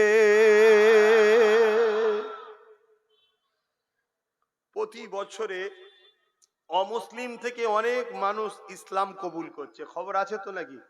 তাহলে মুসলমান কি অমুসলিম হয় না? তারা যাচ্ছে কোথায়? সেইগুলো কই? শোনো মন দিয়ে। আব্বাস সিদ্দিকী যেগুলো বলে, 8 বছর আগে বলেছি, আস্তে আস্তে ঘটছে সব। আজ বলছি, আগামীতে ঘটবে। কিন্তু সজাগ যদি না হও, আফসোস করতে হবে, কিছু করার থাকবে না। যেমন 8 বছর আগে বলেছিলাম ওয়াকফ চলে যাচ্ছে, বাঁচাও। কত আন্দোলন করেছি ওয়াকফ নিয়ে, আপনাদের এলাকাতেও করেছি, সাক্ষী আছেন তো নাকি? এটা আওয়াজ দেন, করেছি না করিনি? এ তো 2025 এ সালে না হয় আইন তৈরি হয়েছে, তার আগে আন্দোলন করেছি, কিন্তু আজকে আইন তৈরি হয়ে গেল। কিন্তু সেই দিন থেকে যদি আমরা সজাগ হতাম, সেই দিন থেকে যদি আমরা জাগতাম, সেই দিন থেকে যদি আমরা তৈরি হতাম, তাহলে কিন্তু আজ সুযোগ পেত না। সুযোগ আমরাই করে দিই। চোর যেমন চুরি করে পাপ, চোরকে চুরি করার কেউ সুযোগ করে দিলে ওটা কি পাপ নয়? কি গো, বলবেন তো নাকি? ওটা পাপ নয়? আপনার পাড়াতে একজন এসে একজনের বাড়িতে চুরি করেছে, আর গ্রামের আরেকজন মই দিয়েছিল দিয়াল টপকাবার জন্যে। পুলিশ কি যে মই দিয়েছে ওকে ধরবে না? কথা বলছে না তো? হ্যাঁ, তুও বেটা চ। স্যার আমি তো কিছু ভাগ পাইনি। ভাগ পাসনি তো কি হয়েছে, মই দিলি কেন? কি আব্বা ঠিক বলছি তো নাকি? মই দিলি কেন? ঠিক তেমনই আজ ওয়াকফের কেউ আইন তৈরি করেছে, তার তো শাস্তি হবে হবে, কিন্তু মনে রাখবে, তাকে যদি আমরা সহযোগিতা করে থাকি, আমাদেরকে আল্লাহ ছেড়ে দেবে নাকি? একটা জমিন পড়ে আছে, লোকজন নোংরা আবর্জনা ফেলছে, দীর্ঘ বছর ধরে কেউ কিছু বলছে না। লাস্টে কারো না কারো নজর যাবে না, যাবে না, হ্যাঁ কি ব্যাপার, এই জমিটা এইভাবে ইউজ হচ্ছে, ভালো জায়গা, চল দখল করে লে। আর যখন দখল করে লেছে তখন চিল্লালে আর হবে? আমার কথা বুঝছেন? এজন্য এখনো জাগাচ্ছি, এখনো সময় আছে। হাত কেটেছে ঠিকই, কিন্তু শরীর থেকে আলাদা হয়ে যায়নি, এখনো আছে। সেলাই টিলাই দিয়ে ব্যান্ডিজ ফ্যান্ডিজ করো, আশা রাখা যাচ্ছে জুড়ে যেতে পারে। হয়তো একটু দুর্বল হবে, কিন্তু জুড়ে যাওয়ার চান্স আছে না নাই? আবার আল্লাহ চাইলে এই হাতটাই এত শক্তিশালী হবে, আগের হাতটাও অত শক্তিশালী নাও হতে পারে। এরকম ইতিহাস আছে না নাই? এই বদরের ময়দানে দুটো বাচ্চা ছেলের কথা বলছিলাম। ওই দুটো বাচ্চা যখন বদরের ময়দানে আবু জেহেলের উপরে হামলা করে দিল, আবু জেহেলের অস্ত্রের আঘাতে দেখা যায় এক বাচ্চার হাতটা কেটে গেল। এ যুবকেরা, তরুণেরা, বাপেরা, অনেক বড় কথা, পরবর্তী সময় যখন লড়াই থেমে গেল, আল্লাহ নবী হাতটাকে খুঁজে নিয়ে এসে ওইখানে লেগিয়ে আল্লাহ নবী হাতটা বুলিয়ে দিয়েছিল। সঙ্গে সঙ্গে আমার আল্লাহ পাকের কুদরতি ক্ষমতায় নবী পাকের হাতের এত পাওয়ার আল্লাহ দিয়েছে, ওই হাতটা জুড়ে যায়। তরুণেরা, ওই সাহাবী বলতে লেগেছে বাকি জীবনটা আমি এই হাত দিয়ে এত উপকার পেয়েছি, আমার যে হাতটা কাটা ছিল না ওই হাতের থেকেও আরো শক্তিশালী ক্ষমতা আল্লাহ নবীর স্পর্শ লাগা ওই কাটা হাত জুড়ে গেছে, যেটা ওই হাতে আরো বেশি ক্ষমতা পেয়েছি। তাহলে সেই নবীর দিনের জন্য, সেই নবীর ইসলামের জন্য আজ আমরা যদি লড়াই করি, সংগঠিত হই, আল্লাহ পাকের সাহায্য অবশ্যই আসবে। এ নওজওয়ানেরা, তরুণেরা, বাপেরা, এ নবী পাকের প্রেমিকেরা, আরে নবী আমার কত কষ্ট করেছে, আল্লাহ নবীর জীবনে এমনও দিন গেছে নবী আমার সিজদায় যখন পড়ে গেছে, মক্কা জালিমরা আমার নবী পাকের পিঠের উপরে পচা দুম্বার ভুড়ি চাপিয়ে দিয়েছে, আল্লাহ নবী নিঃশ্বাস নিতে পারে না, নবী আমার কষ্ট করতে লেগেছে, দম বন্ধ হয়ে আসতে লেগেছে, নিঃশ্বাস নিতে বড় কষ্ট হচ্ছে। এই অবস্থায় নবী আমার সিজদায় পড়ে গেছে, সিজদায় পড়ে কাঁদে, সিজদায় পড়ে তাসবিহ পড়তে লেগেছে। এ যুবকেরা, তরুণীরা, বাপেরা, আজকে জালিমরা আমরা সিজদায় গেলে আমাদের পিঠে পচা কিছু চাপিয়ে দিচ্ছে না, আজকে জালিমরা রাত পাওয়ারের জোরে আমাদের সিজদার জায়গাগুলোকে দখল করে নিচ্ছে, সিজদা দিওয়াটাকে বন্ধ করে দিবার প্ল্যান করছে। বুঝতে পারছেন তো? সেদিনও জুলুম হয়েছে, আজকেও জুলুম হয়েছে, পদ্ধতিটা শুধু চেঞ্জ হয়েছে। সেদিনও জুলুম করেছে জালিম শাসকরা, আজকেও জুলুম করছে কারা? জালিম শাসকরা। কিন্তু সেদিনে ডাইরেক্ট ছিল, আর আজকে বড় দুঃখ, আমার কওমের গাদ্দাররা এই জালিমদের সাথ দিচ্ছে, তাই এরা এত সাহস পাচ্ছে। কেউ একজন বলেছিল মাদ্রাসায় জঙ্গি তৈরি হয়, আমার কওমের লোক তাদের পাশ থেকে সরে যাওয়ার জন্য তাদের ক্ষমতা চলে গেছে না যায়নি? জোরে বলুন। তাহলে আমার কওম যতক্ষণ সাথ দেয় এরা ততক্ষণ কামিয়াবি হয়, কিন্তু আজ এরা আমার কওমের সাথ নিয়ে আমারই দিনের উপরে হামলা করে, এরা বারবার আমার মসজিদ মাদ্রাসাকে টার্গেট করে, এটা আমাদেরকে ভুলে গেলে চলবে না। বড় দুঃখ, এই কথা কোন সমাজকে জানানো, সজাগ করা, প্রত্যেকটা মসজিদ থেকে, প্রত্যেকটা জলসা থেকে, প্রত্যেকটা খানকা দরবার থেকে সবার উচিত। সবাই যখন বলবে তবে তো সমাজ জাতি জাগবে। দুজন বলবে আর 50 জন স্টেজে জালিমদের সঙ্গে বসে মালপানি নেবে, তাহলে এ সমাজের মুসলমান দ্বিধাদ্বন্দ্বের মধ্যে পড়বে না? পড়বে না। কিন্তু সমাজকে জানা দরকার, যুগে যুগে এভাবে জালিমরা অর্থ দিয়ে একদল উলামাদেরকে খরিদ করেছে না করেনি? এ কথা বলেন। এই ভারতবর্ষে একটা রাজা ছিল, নাম তার আকবর। নামটা কি? আকবর। নামটা শুনে মনে হবে কলজে ঠান্ডা হয়ে যাবে, কিন্তু এত বড় শয়তান ছিল, আলেমদের ঘরে অর্থ দিয়ে কিনে দ্বীনে ইলাহি কোরআনের বিরুদ্ধে একটা কিতাব পর্যন্ত লিখেছিল। শুনছেন? তাহলে আকবরকে সাপোর্ট করা যাবে? কিন্তু আকবরের পক্ষে হাজার হাজার আলেম, ওলামা, মুফতি, স্কলার, বড় বড় বক্তা সব দাঁড়িয়ে গেল। দাঁড়িয়ে গিয়ে বলছে আমাদের সম্রাট মুগলে আজম, তার উপরে আসমান থেকে ওহী এসছে। বলুন নাউজুবিল্লাহ।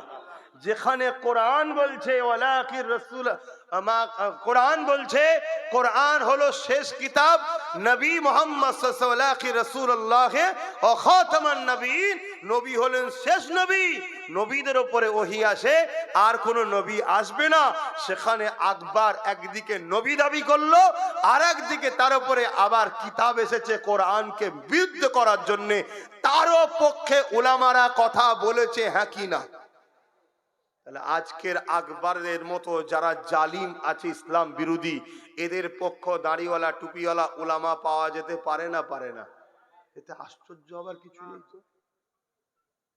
কিন্তু সেদিন মুজাদ্দেদে আল পেসানি তিনি লড়াই শুরু করলেন আকবরের বিরুদ্ধে। মুজাদ্দেদ আল পেসানির উপরে আকবর কত জুলুম করেছে, কত অত্যাচার করেছে, কিন্তু মুজাদ্দেদে আল পেসানিকে দমাতে পারেনি। মোজাদ্দেদে আল-পেসানির দ্বারা আল্লাহ ভারতের মুসলমানদের ঈমানকে বেঁচিয়েছে, আকবরকে জাহান্নামে পাঠিয়ে দিয়েছে। শুনছেন? আবার এই যে জাহান্নামে চলে গেছে, জান্নাতে চলে গেছে, এই ডাইরেক্ট বলাতে আবার অনেকের আপত্তি হচ্ছে, কে জান্নাত যাবে কে জাহান্নামে যাবে, উনি কি ঠিকালে বসে আছে? আরে আমি কোথায় ঠিকালি যে আমি কি জান্নাতে দিয়েছি বললাম? আমি বললাম আমি জাহান্নামে দিয়েছি? না, আল্লাহ দিয়েছে। আপনি জানলেন কি করে? আল্লাহর কোরআন আমায় জানিয়েছে, আল্লাহর নবী মুহাম্মদ সাল্লাল্লাহু আলাইহি ওয়াসাল্লাম জানিয়েছে হাদিস পাকে। কথা বুঝে আসছে না? না, নবী একটা সোজা ডাক টানলেন, এই ডাকটা হলো সিরাতুল মুস্তাকিম। তার দুদিকে অনেক ডাক টানলেন, এই রাস্তা ছাড়া বাকি যত দিক আছে যারাই যাবে জাহান্নামে। নবীর এই কথা সত্য না মিথ্যা?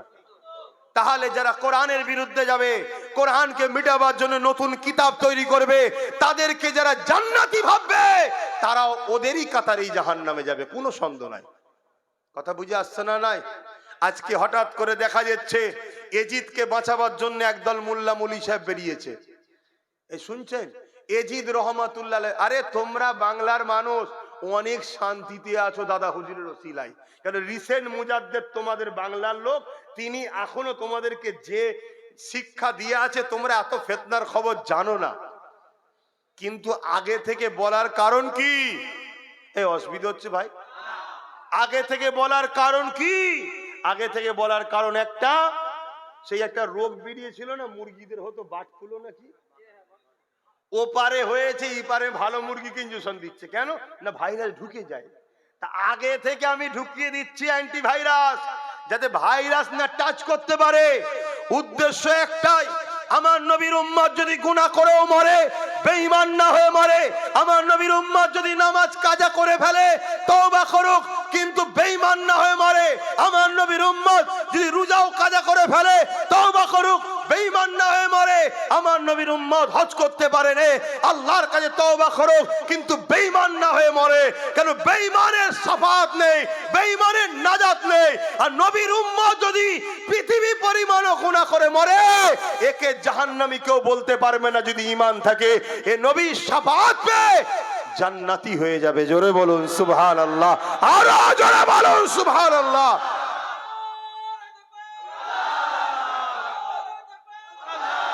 তাহলে এই যে ফিতনা থেকে, এই যে আপনাদেরকে ধ্বংস করার চক্রান্ত চলছে, এ থেকে বাঁচানোটাকে আমি ভুল করছি?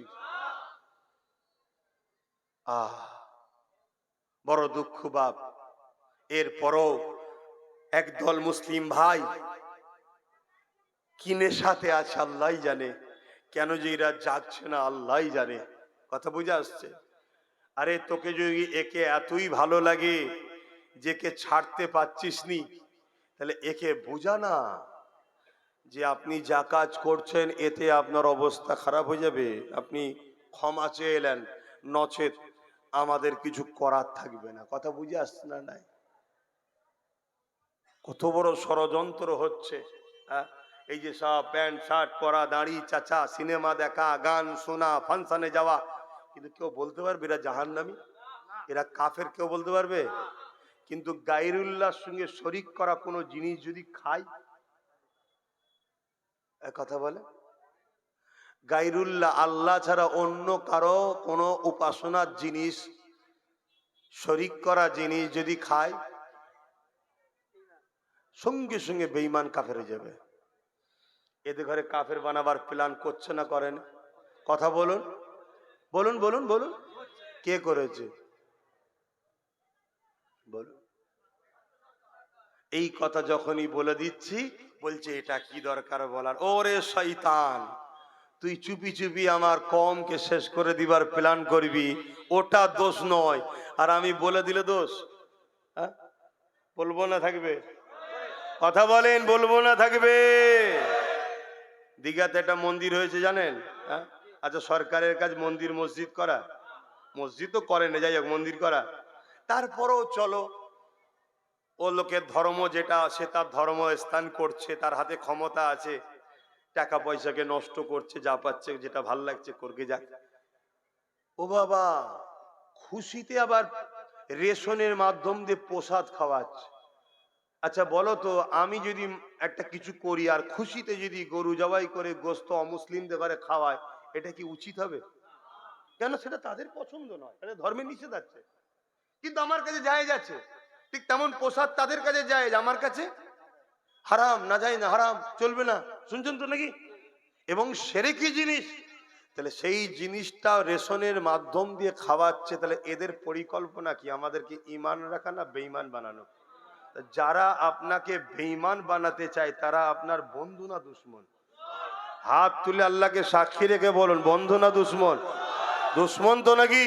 হাত নামান, দুশমন তো। তাহলে দুশমনকে যদি জানার পরও আপনি সাপোর্ট করেন, তাহলে আপনার তো মরণ হওয়া দরকারই আছে। এক কথা শুনছেন না শোনেন না? এবারে বলছেন সবই বুঝলাম ভাইজান, কিন্তু কি করব, ডাকাতের হাত থেকে বাঁচার জন্য চোরের কোলেই থাকছি।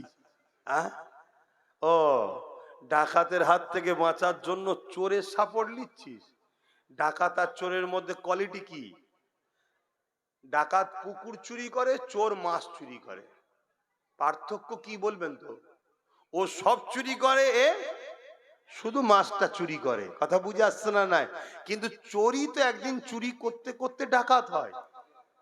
আর চোরের সঙ্গে ডাকাতের বন্ধুত্ব থাকে না থাকে না? তা যদি ডাকাতি রুখতে হয় তো ভালো লোক দিয়ে রোক না, চোরের দ্বারা বিশ্বাস করছিস কেন? যদি তোমার ওইটাই মনে হয় যে ডাকাত রুখতে হবে, তা চোরকে দিয়ে ডাকাত রুকা যায়? হ্যাঁ, কিন্তু আমার কাছে একটা কথা, তুমি ডাকাতকে ভয় করলে আল্লাহর আযাবকে ভয় করবে না? বলো বলো, আল্লাহর আযাবকে ভয় করবে না? আচ্ছা, আমার আল্লাহ যদি ভূমিকম্প দিয়ে তোমাকে আমাকে মেরে ফেলে, তাহলে কে বাঁচাবে তখন? আল্লাহ তো পক্ষে নয় তুমি আমি। তাহলে আল্লাহ যদি তোমাকে আমাকে আযাব দিয়ে মেরে ফেলে, তাহলে ও থেকে বাঁচাবার কার সাথ দেবে? শুনছো? অতএব বাঁচাবার মালিক কে? আওয়াজ দে বলো, কে? মারার মালিক কে? আল্লাহর উপরে ভরসা রাখো, আল্লাহর উপরে ভরসা রাখো, অন্য কারোর উপরে নয়। এটাই তো আল্লাহর পরীক্ষা। আল্লাহ সন্তান দিয়ে পরীক্ষা নেয়, আল্লাহ বাপ মা দিয়ে পরীক্ষা নেয়, আল্লাহ অর্থ দিয়ে পরীক্ষা নেয়। আল্লাহর পরীক্ষা হচ্ছে বাংলার মুসলমান তোমাদের ঘরে। একদিকে বিশাল স্বৈরাচারী অত্যাচারী জালিম শাসক ঢুকার জন্য চেষ্টা করছে, আর একদিকে যাকে আমরা এনেছি তারাই আমার মসজিদ মাদ্রাসার কোরআনের আবার বিরোধী শুরু করেছে। এটা তো বাংলার মুসলমানের ইমানের পরীক্ষা চলছে। এই জায়গায় তোমরা কি ফায়সালা লাও, এটাই পরীক্ষা। যদি আমাকে বিশ্বাস করো তাহলে আমি একটাই কথা বলবো, আল্লাহর উপরে তাওয়াক্কুল করে না ডাকাত না চোর, নিজেদের পায়ে দাঁড়াবার চেষ্টা করো। যা কপালে আছে হবে, মৃত্যু তো একদিন না একদিন হবে।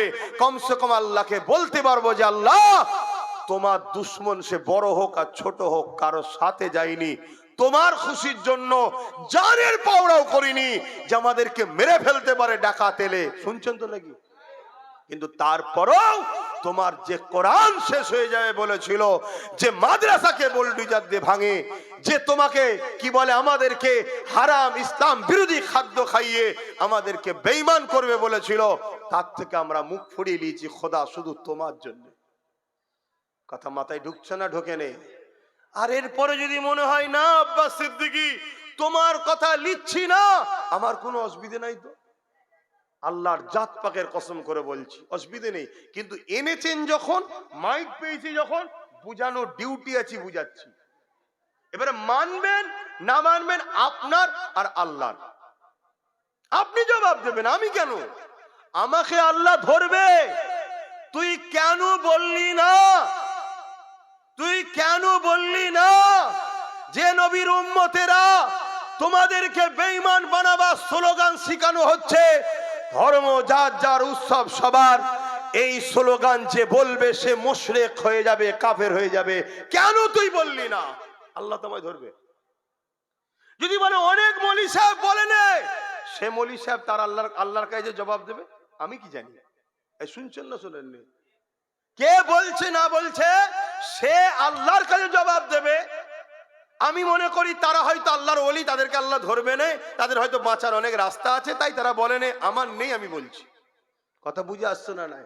কিন্তু আমি যে কথাটা বলছি, কথাটা ইসলামের বিরুদ্ধে যাচ্ছে কি? আগে বলুন। ধর্ম যার যার, উৎসব সবার, এই কথাটা বলা যাবে? এই জোরে বলেন। এই কথাটার বিরোধী মসজিদে হয়, এই কথার বিরোধী জলসাতে হয়, এই কথার বিরোধী কোনো আলেম উলামা করে।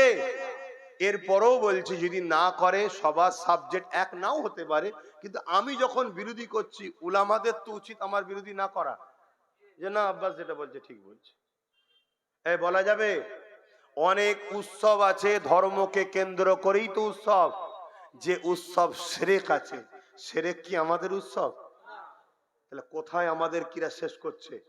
হ্যাঁ, তুই 1000 টাকায়, 500 টাকায় মরা মুরগির বিরিয়ানিতে কাদের সাথে ঘুরছো তোমরা? এটা আমার বোঝানো দরকার আছে না নাই? যখন দেখছে দাদা হুজুরের সিলসিলার মুরিদ তো মনে হচ্ছে ফসকে গেল, সরকার এবার চেষ্টা করছে দাদা পীরের সিলসিলাটাকে মিটাবার। আমার কথা আজ না হলো 1-2 মাসের মধ্যে আপনি বুঝে যাবেন, 1-2 মাসের মধ্যে বুঝে যাবেন আমার কথা। সরকার যখন দেখে নিয়েছে দাদা পীরের সিলসিলার মুরিদদের তার ধরা যাচ্ছে না, ও তো সব মুখ ঘুরিয়ে নিচ্ছে, শুনছেন না শোনেন, তখন নতুন করে প্ল্যান করছে যে আরো তো অনেক সিলসিলা আছে, সেই সিলসিলাগুলোকে অর্থ দাও, সেই সিলসিলাগুলোকে প্রমোট করো, সেই সিলসিলাগুলোকে সহযোগিতা করো, তাদেরকে তোলো, দাদা পীরের সিলসিলাকে মিটিয়ে দাও। আমি এতটুকু আপনাকে বলে যেতে পারি, দাদা পীরের সিলসিলা হচ্ছে কবুলিয়াতের সিলসিলা। চামচিকে যদি পাহাড়ে ধাক্কা দেয়, চামচিকের বুঁচো মুখ আরো বুঁচো হয়ে যাবে, পাহাড়ের কিচ্ছু হবে না। দাদা পীরের সিলসিলা আব্বাসের উপরে নির্ভর নয়, দাদা পীরের সিলসিলা পীর আলী আকবর সিদ্দিকীর উপর নির্ভর নয়, দাদা পীরের সিলসিলা কোনো পীরজাদা পীর সাহেব মুফতি মৌলানার উপর নির্ভর নয়। দাদা পীরের সিলসিলা মদিনাওয়ালা কামলিওয়ালার আহলে সুন্নাত আল জামাআতের পূর্ব ভারতের হেড সেন্টার হলো ফুরফুরার পীর আবু বকর, যার হিফাজতের দায়িত্ব খোদ আল্লাহর কুদরতি হাতে আছে। জোরে বলুন সুবহানাল্লাহ, আরো চিৎকার দিয়ে বলুন সুবহানাল্লাহ। তাহলে আমার পীরের মুর্শিদের সিলসিলাকে যে হুকুমত মিটাতে চাইবে, যেমন ইসলামকে মিটাতে চাইলে, আমাদেরকে শিরকি খাদ্য খাওয়ালে, আমাদেরকে বেঈমান বানাতে চাইলে, তার বিরুদ্ধে যেমন কথা বলতে হবে, ঠিক তেমনই দাদা পীরের সিলসিলাকে কেউ মিটাতে চাইলে সেই শাসকের বিরুদ্ধে আমাদেরকে লড়াই সংগ্রাম করার দরকার আছে না নাই?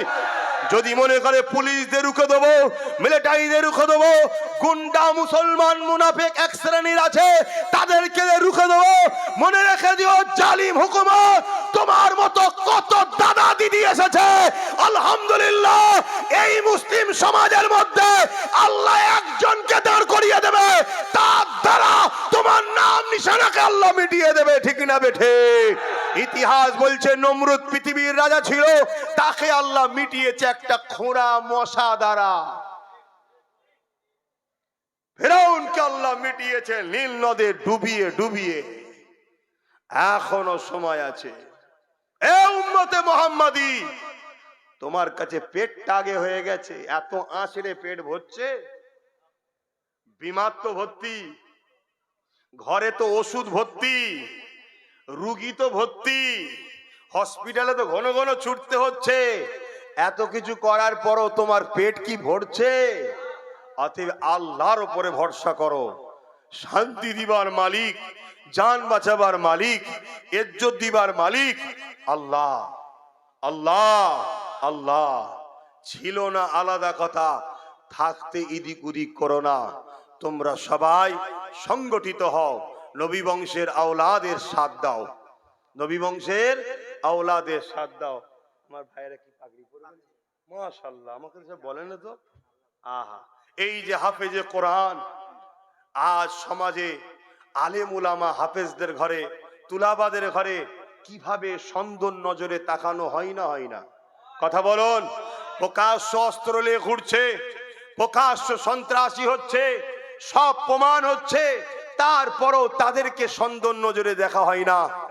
সুন্দর লেবাস, সুন্দর চেহারায় আমরা আমাদের পয়সায় আমাদের মাদ্রাসা তৈরি করে আল্লাহর শ্রেষ্ঠ বাণী কোরআন, যে কোরআন ইনসাফের শিক্ষা দেয়, যে কোরআন ইনসানিয়তের শিক্ষা দেয়, যে কোরআন দেশপ্রেমের শিক্ষা দেয়, যে কোরআন মনুষ্য জাতিকে বাঁচাবার কথা বলে, যে কোরআন বলছে একটা মানুষকে কেউ যদি বাঁচায় পুরো মনুষ্য জাতিকে সে বাঁচালো, যদি কেউ একটা মানুষকে হত্যা করে পুরো মনুষ্য জাতিকে হত্যা করার পাপ তার কাঁধে গেল।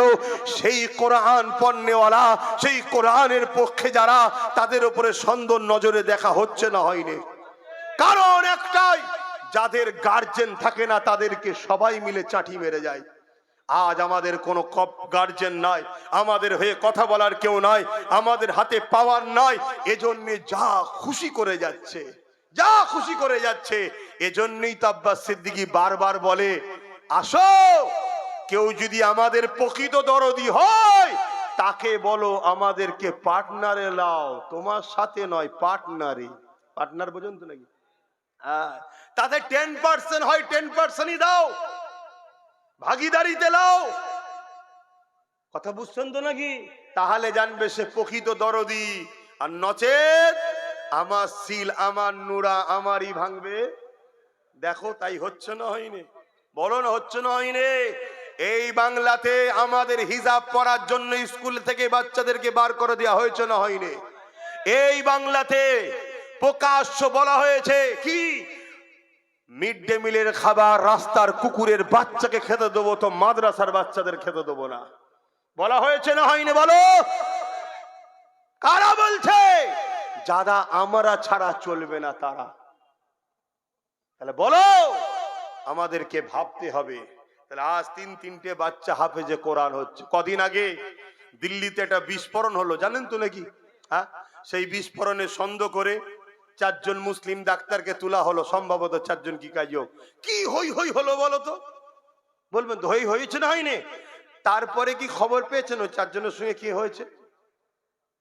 সেই 4 জন নির্দোষ ছেড়ে দিয়েছে, খবর পেয়েছেন? কিন্তু মূল আসামিকে ধরা পড়েছে, তারা মুসলমান নয়। সে খবরটা নিয়ে হই হই হচ্ছে কেন হবে? এ জাত কেন হবে? জাতি তোমাকে তো মিটাতে চাইছে, তোমাকে তো টার্গেট করা হয়েছে, তোমার হয়ে বলার কেউ নেই। শোনো, মলি সাহেব লাগবে, হাফেজ সাহেব লাগবে, আলেম লাগবে, পীর লাগবে, কিন্তু সব মলি সাহেবলে কি করবে? সব হাফেজ সাহেবলে কি করবে?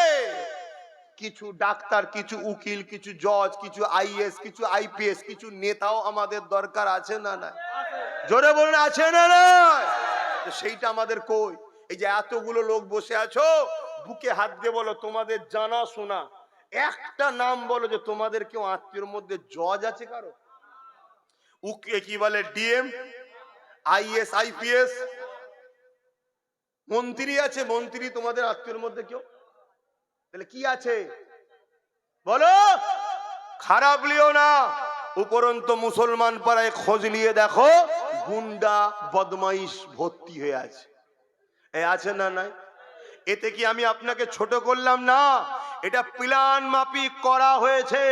তোমাদেরকে শিক্ষা দেয়নি, তোমাদের ছেলেদেরকে আইএস আইপিএস বানাইনে, তোমাদের ছেলেদেরকে ডিএম বিডিও আইপিএস বানাইনে। অনেকে বলবে মুসলমান উপযুক্ত নয়। মুসলমান যদি উপযুক্ত না হতো তাহলে আমেরিকার মতো জায়গায় মুসলমান কি করে মেয়র হচ্ছে? আমেরিকার মতো জায়গায় মুসলমান কি করে বড় বড় পোস্টে চলে যাচ্ছে? আরে তোমাদেরকে চাপিয়ে রাখা হয়েছে, দাবিয়ে রাখা হয়েছে। তোমাদেরকে একটা কি বলে ডকুমেন্টস তৈরি করা হচ্ছে, তোমাদের নামগুলো সব গুগলে সার্চ হচ্ছে, কি রেকর্ড হচ্ছে। দেগঙ্গা মানে অশান্তির জায়গা, খুনের জায়গা, বোমের জায়গা, মারপিটের জায়গা। ভাঙর মানে, হাড়ুয়া মানে মুসলিম অধ্যুষিত এলাকাকে রেড জোন করা হচ্ছে। ইচ্ছা করে কারা করছে? যাদের জন্য তোমরা মারপিট করো তারাই তোমাদেরকে রেড জোনে ফেলছে। একটা দিন আসবে মায়ানমারের মতো তোমাদেরকে গুলি করে করে করে মারা হবে, ইনকাউন্টার করে করে মারা হবে। যখন তোমাদেরকে মেরে দেওয়া হবে, রাষ্ট্রসংঘ বলবে যেদেরকে মারা হচ্ছে কেন, ওই দিন তোমাদের এই রিপোর্ট গুলো দেখানো হবে। এরা মানুষ নয়, এরা সমাজ বিরোধী। এদের শুধু খুন করতো, মারপিট করতো, ঝগড়া করতো, কিন্তু যাদের জন্য করেছো তারাই বলবে। তাই বাঁচাতে চাইছে আব্বাস সিদ্দিকী। আর বাঁচাবার জন্য আমার প্রাণ প্রিয় ভাই নওশাদ থেকে আজকে তোমাদের জন্য রাস্তায় নেবিয়ে দিলাম। সে দিন রাত গাল খাচ্ছে, দিন রাত তার উপরে জুলুম হচ্ছে, দিন রাত তার নামে কেস হচ্ছে, তাকে নির্দোষ জেলে ভরে দিল। অথচ এই বিজেপির নেতা কি বললো, ইসলামে নাকি রেপ করা পাপ নয়, এর নামে এত কেস হলো, মমতাকে জেলে দিচ্ছে না। একে জেলে দেওয়া দরকার ছিল না, ছিল না? একে দিচ্ছে না। শুভেন্দু অধিকারী কত বড় বড় কথা বলছে, জিহাদি, রোহিঙ্গা, 1 কোটি বার করে দেবো, 2 কোটি পালাচ্ছে, এগুলো সত্য বলছে না মিথ্যা বলছে? এরপরও ওর নামে কোনো মামলা হচ্ছে, ওকে কে কেউ জেলে ভরছে না। এরা দুজন সেটিং করে আছে, এ ভয় দেখাচ্ছে তুমি আমি যাতে মমতার কোলে উঠে যাই। এই কথা বুঝে আসছে না? নয়? তাহলে এই জায়গায় দাঁড়িয়ে থেকে আমার ভাইটাকে আমি দিয়ে দিলাম। সে তো আমার মতো জলসা করতে পারতো, কথা বলেন, পারতো না? পারতো না? সেও তো দরবারে গিয়ে বসতে পারতো, আপনারা গিয়ে তো মুসাফা করে নজরানা দিতেন। এমনি করিনি, অনেক কিছু বুঝেছি। এ জাতি তোমাকে বাঁচাতে চাইছি, এরপরও বলছি, শুনছেন তো, এরপরও তোমাকে বলছি, যদি আব্বাস সিদ্দিকীর উপরে সন্দেহ হয়, যারা তোমাদের মধ্যে সন্দেহ ঢুকাচ্ছে তাকে বলছি আসো, ডাকাতকে ধরার জন্য পাহারা দিতে হবে। ডাকাত সবচেয়ে বড় ক্ষতি তো আমাদের করছে, আমাদের মসজিদ ভাঙছে, আমাদের ঘরে মব লিঞ্চিং করে মারছে, আমাদের উলামাদের মারছে, আমাদের মসজিদ ভাঙছে, আমাদের মাদ্রাসা ভাঙছে। তো যদি পাহারা দিতে হবে, রুখতে হবে, আমিও বলছি রুখতে হবে, তা আসো একসাথে রুকি। এক কথা ভুল বুঝছেন নাকি? একসাথে রুকা দরকার আছে না নাই? এক কথা বলুন। একটা ঘরে কাউকে দায়িত্ব দিয়েছেন, 1 মিনিট, একটা ঘরে কাউকে দায়িত্ব দিয়েছেন, 15 বছর ধরে চালাচ্ছে, শুধু ডাকাত ঢুকছে বেরোচ্ছে, তাহলে পাহারাদারের উপর সন্দেহ হতে পারে না? পারে না?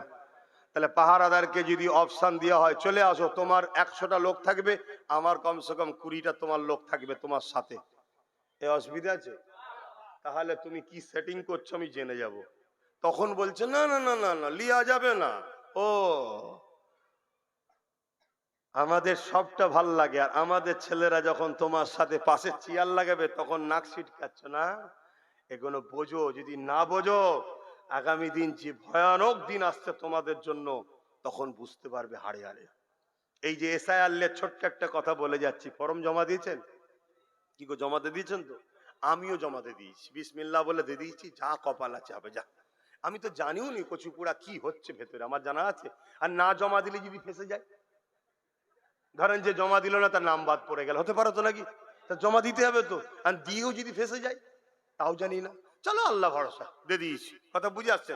তবে এতটুকু জানি, থাকলে একসাথে থাকবো, যেতে হয় একসাথে যাব। রাজি আছেন তো নাকি? ঠিক বলছেন তো? আমি আপনাদের সাথে আছি, আপনারা আমার সাথে আছেন তো নাকি? হ্যাঁ, থাকতে হয় একসাথে থাকবো, যেতে হয় একসাথে যাব।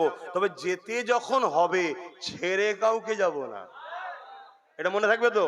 ছেড়ে কাউকে যাব না, অত সহজ না। অনেক রক্তের বিনিময়ে দেশ স্বাধীন করেছি আমরা। তুমি কোন লাট সাহেবের বেটা এসে গেছে, এটা মনে রাখবেন। তবে একটা কথা বলে যাচ্ছি, আচ্ছা এই এসআইআর, বাংলাদেশ থেকে মুসলমান ভারত পশ্চিম বাংলায় ঢুকেছে, ঘুষপেটিয়া, তাদেরকে তাড়ানো হবে, এই কথাটা বাংলায় সর্বপ্রথম কে আওয়াজ তুলেছিল? জোরে বলেন। আরে শুভেন্দু তো জুম্মায় জুম্মায় 1 সপ্তাহ চিল্লাচ্ছে, আগে তো বসে ইফতার খেতে। আবার আগে ইফতার খেতে দেখেন না, মাথায় রুমাল বেঁধে যেন মনে হচ্ছে টাটকা মুলি সাহেব এসে বসে ইফতার খেচ্ছে। এখন আর ভাল লাগে না ইফতার, কথা বুঝছেন তো নাকি? তো ও তো 1 সপ্তাহ চিল্লাচ্ছে। 2003-4-এ খেয়াল করে দেখুন, স্পিকারের মুখে কাগজ ছুড়ে দিয়েছিল যে বাংলায় ঘুষপেটিয়া মুসলমান ঢুকেছে, বার করতে হবে। যদি এসআইআর এ কোনো মুসলমানের নাম বাদ যায়, মনে রেখে দিও, এর জন্য মোদিও দোষী, দিদিও দোষী। ও অফিসার নিয়োগ করেছে, এই কি বলে, বার করতে চাইছে, ইনি অর্থ অফিসার দিয়েছে। কথা মাথায় ঢুকছে? এটা মাথায় রেখো। তো যাক, সময়ের দিকে খেয়াল করছি, আমাকে আবার নামাজ হবে, ভাইয়েরা পাগড়ি পড়বে। আমি যে কথাগুলো বললাম কারো কষ্ট হলো?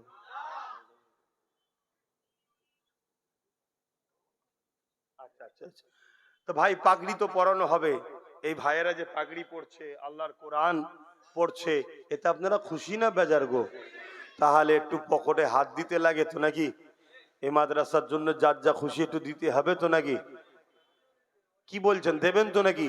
হ্যাঁ, সবাই ছেলেরা যাচ্ছে, মা যাও ভেতর ঢুকে যাও আর দরুদ শরীফ আল্লাহুম্মা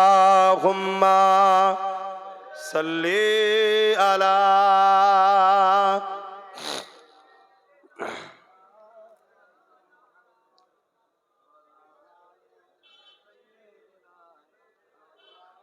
ভাই আপনাদের মধ্যে কি এই প্রশ্নটা জাগছে যে ভাইজান সবই ঠিক আছে, আপনি ধর্মসভায় এসে সব কথা বলছেন কেন? প্রশ্ন জাগছে কি? আচ্ছা, কারো কি জাগছে? যদি জাগে, না বলতে পারেন, আমি একটু উত্তর দিচ্ছি, একটু শোনেন। শুনছেন শুনছেন শুনছেন?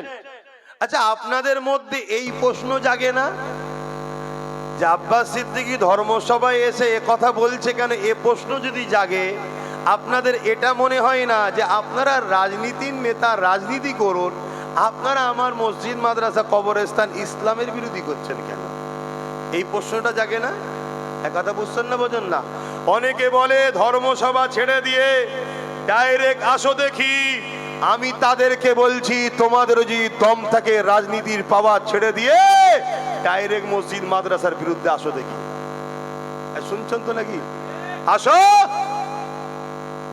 তোমার অবস্থাটা এজিদের মতো করে দেবো আমরাও। এক কথা বুঝছেন না, বোঝেন না? তোমার অবস্থা আবু জেহেলের মতো করে দেবো আমরা। কি পারবো না? পারবো না? হাত তুলে বলুন, দম আছে না নাই? একটু আওয়াজ দেন না। আরে তাকবীর, আরে দিল খুলে বলুন না। দিন ইসলাম, দিন ইসলাম, কোরআন ও সুন্নাহ, কোরআন ও সুন্নাহ, নারে দিবে।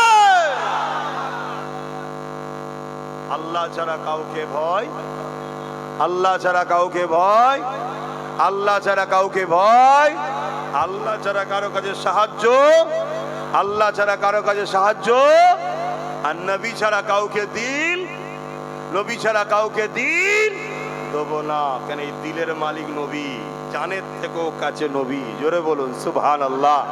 অন্য কাউকে দেবেন না। আব্বাসকে ভালোবাসেন, নবীর জন্য ভালোবাসবেন। কথা মাথায় ঢুকছে? মাথায় রাখবেন। তো যাই হোক, এখন আমি একটুখানি ভাইদেরকে পাগড়িটা পরিয়ে দিই। আপনারা সকলে দরুদ শরীফ পড়েন একবার। আল্লাহুম্মা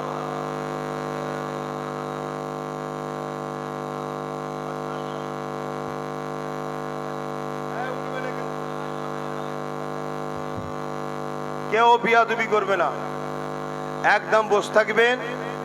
আর যারা কালেকশন করতে গেছে, পকেটে থাকতে খালি হাত ফিরিয়ে দেবেন না। আপনি দিচ্ছেন কি জন্যে? মাদ্রাসায়। কি জন্য দিচ্ছেন? মাদ্রাসায়। আপনার ডিউটি শেষ, আপনি নেকি পেয়ে যাবেন। কথা বুঝে আসছে না? নাই, আপনি মাদ্রাসার জন্য দেন। কথা বুঝে আসছে? আমার খালি অনেক চক্রান্ত হচ্ছে। আবার একটা মুরব্বীর বক্তব্য আমার বক্তব্যের সঙ্গে সেটিং করেছে। উনি বলছে দিতে হবে, ইনি বলছে ইমান চলে যাবে, কাঠটা মানবো। আরে উনি তখন বলেছে যখন এর মুখোশটা দেখেছিল, মুখটা দেখতে পাইনি। আজ থেকে 15 বছর আগে বলেছে। কথা বুঝে আসছে না? নাই, তখন এর মুখের ওপরে মুখোশ ছিল, যে মুখোশে ছিল দরদি, 10,000 মাদ্রাসা, বুরবুরার রেল হবে, সেই মুখোশ ছিল। কথা বুঝে আসছে না? নাই। আর এখন মুখোশ উঠে গিয়ে অরিজিনাল মুখ বেরিয়ে পড়েছে। আমাদের হাওড়া জেলায় একজন এমএলএ আছে, নির্মল মাঝি। সে বলছে মমতা নাকি আমাদের আল্লাহ। কি বলবেন? সুবহানাল্লাহ বলবেন? কি বলবেন? এরপরও যদি এই কথাকে উইড্রো না করে, ওদেরকে সাপোর্ট করা কি আর হালাল হবে? এটা আমার ধর্মটা গেলে খেলা হচ্ছে না। তুই রাজনীতি করছিস, রাজনীতি করবে যা। তুই বলতে পারিস ইনি আমাদের মুখ্যমন্ত্রী, এই প্রধানমন্ত্রী, বলকে যা। কথা বুঝে আসছে না? রাজনীতির লেভেলে বলবে যা। তুই আমার ধর্মকে টানলি কেন? এরা এসব বলে বলে না আমাদেরকে মেপে মেপে দেখছে যে গোলাম কতটা হয়েছে। হারাম যে খাওয়াচ্ছি, এদের ভেতরটা কতটা খারাপ হয়েছে একটু দেখি। তাহলে বলুন, এগুলো কি আপনাদের জাগাবো না আমি? কি গো, হ্যাঁ কি না বলুন? এগুলো করে কি ভুল করছি? হ্যাঁ, যদি ভুল মনে হয় দূরে থাকবেন, আনবেন না, আসবেন না, যাবেন না। কথা ক্লিয়ার? এলে না বললে আমি তো নিজেও ফেসে যাচ্ছি। এমন দিন ধরা পড়তে হবে আল্লাহর কাছে। আমার ওই ভাইগুলো উঠে পড়লো কেন? বসেন না, পাগড়ি পরানো হবে, আপনারা বসেন। দরুদ শরীফ আল্লাহ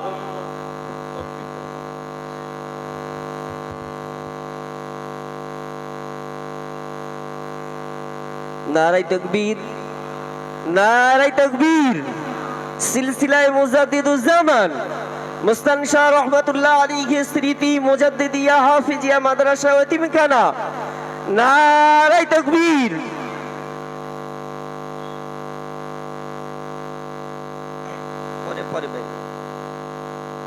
মেহরবানি করে মজলিস সেরে কেউ উঠবেন না। মজলিস ভাইজান হুজুর শেষ করলে এই মজলিসে এসা জামাত হবে আজানের পর। আসেন একটু সালাম দিয়ে ইয়া নবী সালাম ইয়া রাসূল ইয়া হাবিব সালাম সালামা।